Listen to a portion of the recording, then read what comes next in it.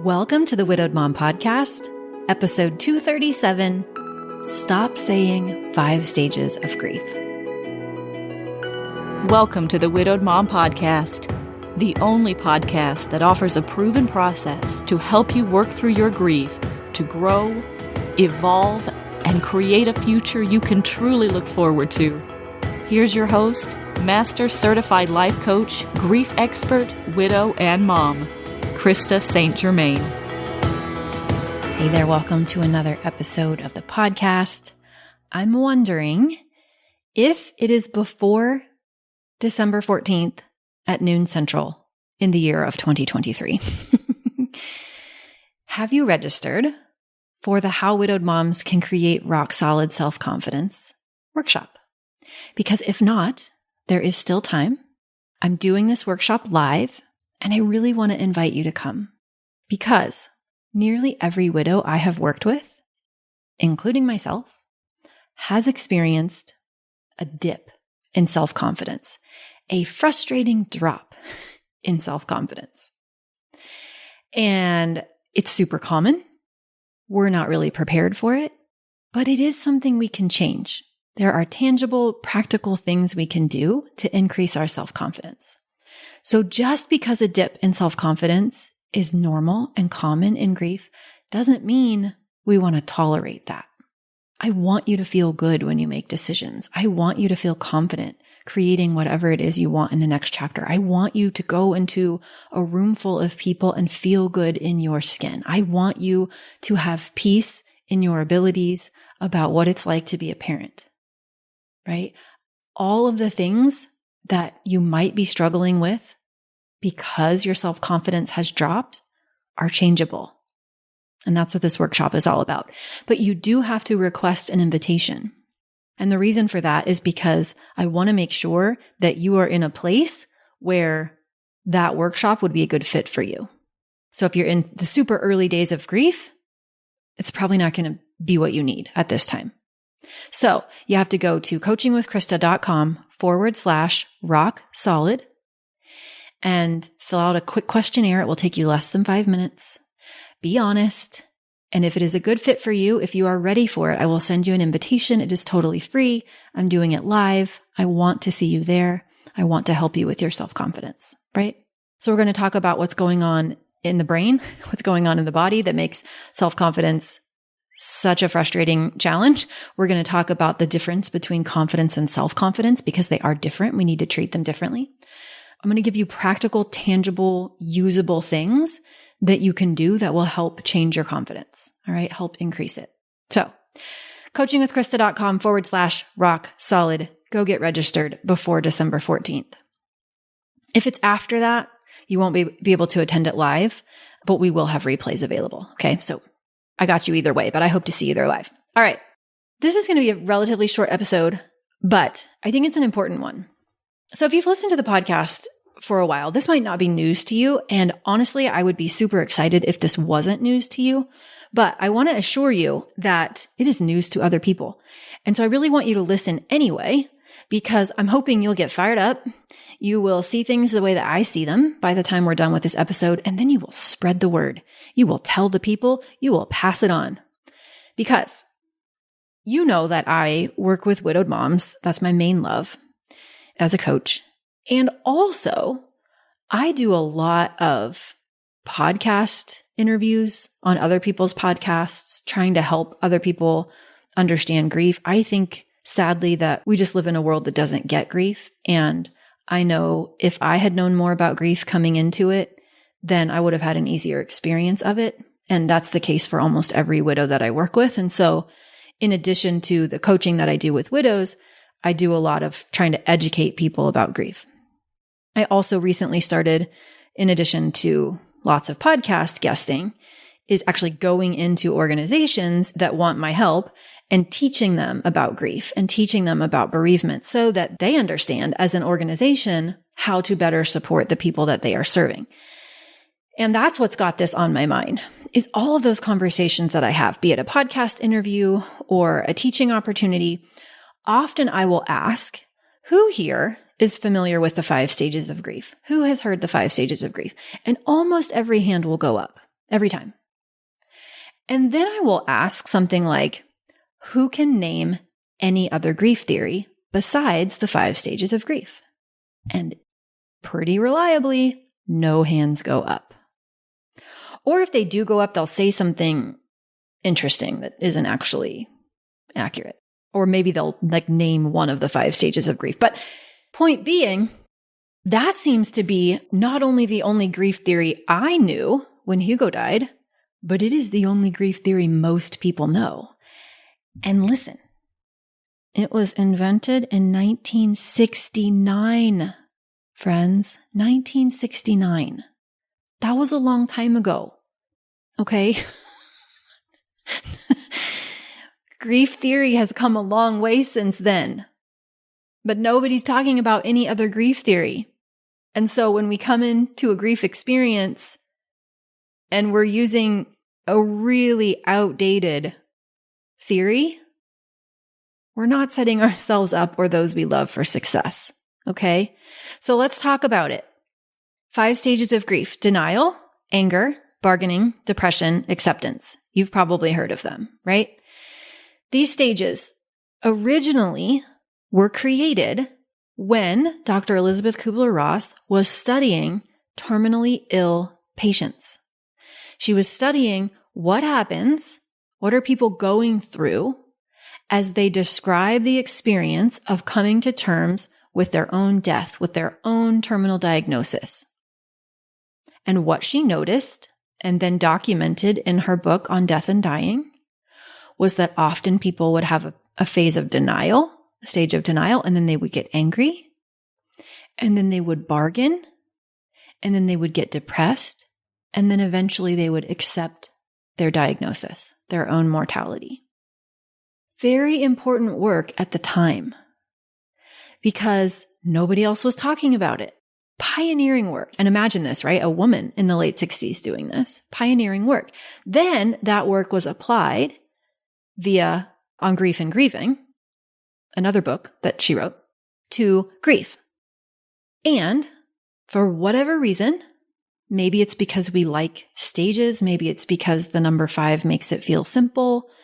I don't exactly know why it caught on so much, but then that seems to be the one that our culture picked up on. And we put it in movies and we put it in TV shows.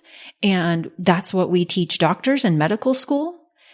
Unless you are someone who, like me, has a strong interest in grief because it's what I do all day, you might not have ever heard of another theory of grief. And maybe you have, of course, because you listen to the podcast and because you're going through your own grief experience. And so you might have read books and you might have educated yourself. But the general public who is not currently going through something terribly challenging, loss of a spouse, loss of a partner, if you ask them, probably couldn't tell you that there's any other theory of grief besides the 5 stages. And it's not bad. It's just inaccurate. One of the things that I think drives me the kind of craziest about it is that it gives the impression that grief has an end, which is so frustrating when you realize it doesn't, or keep trying to figure out how to make it end. And I understand why we want it to end. It's not particularly fun. But grief is just the natural human response to a perceived loss. That's my favorite definition. The natural human response to a perceived loss. None of us are time travelers. We cannot go back in time and change a loss. And we will always have a response to it. Now that response will change over time. And that's a huge part of what I like helping people do, is kind of choosing their response to the loss and the different aspects of it and what it means to their life, right? Instead of just having that initial rug ripped out from underneath you reaction to loss, we actually choose our response to it and decide what we want it to be and create a relationship with it. So it's not that the experience or the response to loss doesn't change over time, but the loss doesn't change and the response will always be there, which means grief doesn't end. And 5 stages makes it sound like it ends. Makes people think, okay, all I got to do is first I'm going to deny, and then I'm going to be angry, and then I guess I got to bargain, and then maybe I'll be depressed. And then eventually I'm going to reach this place called acceptance. And when I get to that place called acceptance, then I'm going to be out of this misery. And that just ain't how it works. Acceptance isn't even a one and done thing. Even if we could agree that were the final stage of grief and that grief did have stages, it's not like there is literally a place called acceptance and we knock on the door and somebody opens and we walk in and we get there. That's not how it works, right? I may have an accepting moment or several moments and then not. There is like continually evolving over time and continually presenting new facets of our loss to us, right? Life is doing this. And so we might wrestle with one aspect of that and then feel some acceptance or peace around it. And then here comes another one later. So grief doesn't end. Acceptance isn't a place. And it's really painful to watch people try to fit a round peg in a square hole, which is kind of what we do to ourselves by no fault of our own. It's just because we don't know any better, which is why I really want you to listen to this. And then I want you to help me. Like, let's become a little army for good, right? Where we're sharing this with people. We're getting the message out there so that when I go and talk to people in organizations and I say, do you know any other theory of grief? They will say, yes, I've heard of the dual process model. I've heard of continuing bonds, right? There are many. And honestly, I don't even care if they can quote another one. I just really want them to stop assuming that grief has 5 stages and that that's what that's supposed to look like, and embrace the idea that it doesn't look like that and that's okay. Also, that there's no right or wrong way to do grief. It's impossible to do it wrong, and it's impossible to do it right because that doesn't exist. How we do it is how we do it. And we're the ones that get to decide that the way we do it is right for us. And there's so many other flexible ways to look at grief that help meet people where they are in grief instead of convincing them that they should be doing it differently or should be having some other experience. The 5 stages of grief just does not reflect how most people experience grief. And yet I keep hearing it. I mentioned this, I think, on the podcast one time, but I was watching when there were the fires in Maui in August, I think, of this year. And I remember turning on the TV and seeing a reporter who was in Lahaina, live on the ground. And basically what he said was, I'm live on the ground and I'm seeing the 5 stages of grief unfold in front of me. And I wanted to yell at the TV and tell him to stop saying that, stop perpetuating it. No right or wrong way. Many theories have developed around grief since 1969. Let's not put ourselves in boxes. Let's not measure ourselves based on old, outdated information. Okay? Can you make a deal with me? I can't see you, but can you just agree that you will stop saying it? And then when other people say it, you will lovingly educate them. You can point them towards this episode of the podcast if you want. But can we just collectively not anymore? Please? Okay? Okay, I think you're with me. And then what I want you to think about is not so much what stage am I in? If that's not the way that it works, think instead about, what do I need? What am I struggling with? And how does that help me decide what kind of support I need?